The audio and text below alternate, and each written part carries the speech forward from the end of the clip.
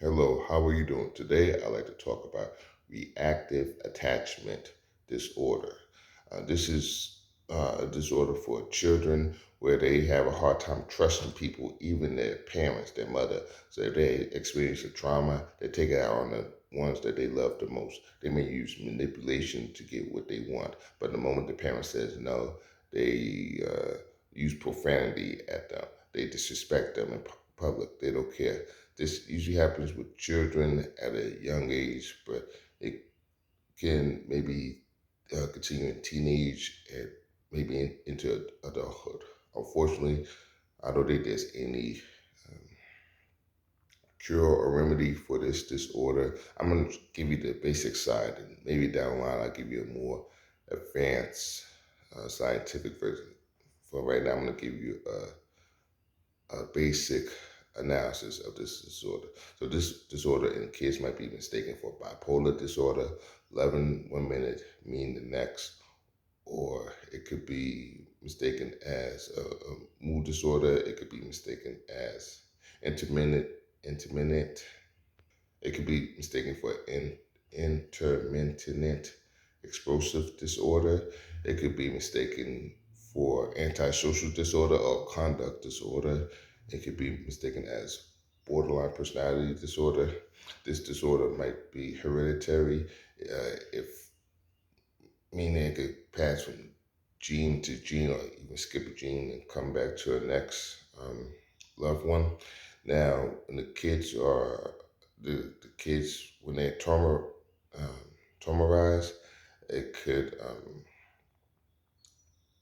it can travel on to the parents, where the parents feel traumatized in their own home, where the parents might become depressed, they feel suicidal by thinking about taking their own life because the amount of pressure and stress that the kids put on the parents. Um, and I know people say, why don't they just get the kids a spanking, or why don't they just put their foot down? It's not that simple. Even if the kids receive a spanking, or even if the parents put their foot down by being assertive or even aggressive, the kids, they may still shut down and lash out. So the kids need tough love, of course, not to get their way, but to understand where the kids come from. And even if the parents try to understand where the kids come from, then the kids may need treatment, maybe cognitive behavior therapy, maybe some medication to help them with their treatment too. Now, kids who have mild RAD, reactive attachment disorder, they might could be successful with treatment, where they could cope on with their lives, maybe live independent lives, maybe getting married um, too. Now, kids, as an adult, not as a kid.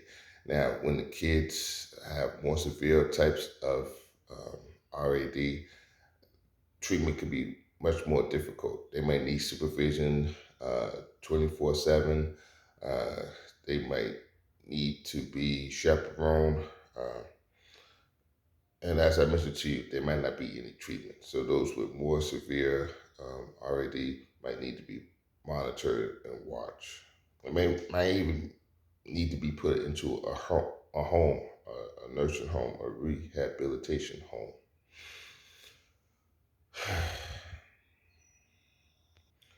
Once again, I know RAD in kids could cause frustration for the parents or even for adults or other people.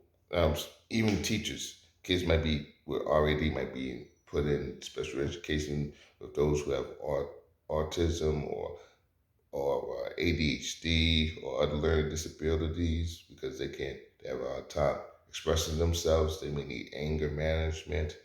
Uh, so they need a lot of patience, a lot of love, a lot of understanding, a lot of firmness, a lot of assertiveness. Maybe I'll give you an example of a treatment. So let's say the kid is cursing the parent by saying, forget you. Excuse my French, even though I didn't curse. But then the parent says, bless you, bless you. So they use the reverse psychology, turning the negative what the kid is saying into a positive. So the parent might say, I'm in charge. I, I'm I'm in charge. I love you. I'm not gonna let go, no matter how much you push away, no matter how much you want to be alone. I want to be here whether you like it or not. That's the type of love that the kid needs. So the parent might, instead of shaking the kid, the parent might hold on to the kid until the kid lets go all that anger, let's go all that fear. Because the kid, even though they cursing out and lashing out at the parent, they are crying out for love. They're crying out for support. They're scared, but they're using their anger to cover up their fear. They have the walls up, but the parent hangs in there a little bit long, they can help bring down the wall, even if the wall turns into a fence where the wall's not all the way down, but almost down. That's an analogy for kids who have RAD. So I hope you understand my example of treatment. Uh, Once again, I'm just going to give you the basic level. Um, Maybe later on I'll give you a more severe case. I mean, more detailed case of RAD. This can happen for boys and girls. But thanks for listening. Please have a great one. See you later. Stay blessed. God bless.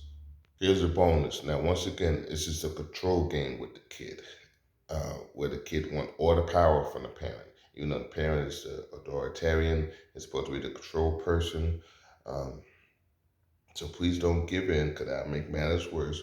What I'm saying is, if you want the kid to clean the room, if you want the kid to take time out, but they don't want to do it, then um, a classic example of the parent maintaining the controls by saying, you know what, you scared of sitting down, or you scared of cleaning up the room.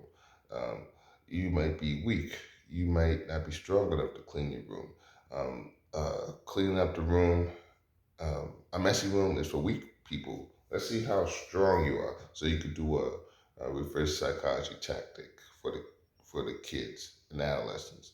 This might work for teenagers too, but that's an example. When you want the kid to do something, and teachers could do this too. If the teacher want the kids to do the work, but the kid is cursing them out. Once again, in special ed or resource center classroom, he said, you know what? Maybe you don't have what it takes to do the work. I bet you can't do the work, but you want to be careful with saying I bet. But you could say that maybe you can't handle the work. Maybe you need to go to a lower grade level class, maybe with the kindergarten or first grade class. Then you could see what the kid says. And when the kid finally listens to you, you say, thank you for making the right choice.